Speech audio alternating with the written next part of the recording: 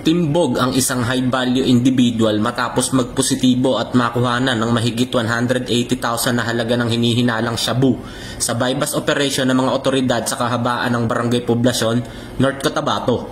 Kinilala ni Police Lieutenant Colonel Efren T. Salazar Jr., hepe ng Mlang Municipal Police Station, ang nahuling suspect na si alias Rick, 46 anyos, driver at residente ng Midsayap, North Cotabato.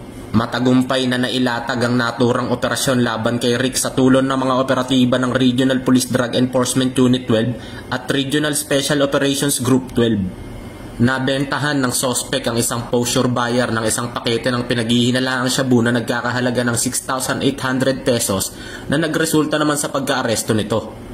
Sa kabuuan, aabot sa 183,600 pesos na halaga ng droga ang nasabat mula sa nahuling individual na sa ngayon ay nasa kustodiya na ng mga otoridad na mahaharap sa kasong paglabag sa RA 9165 o Comprehensive Dangerous Drug Act of 2002.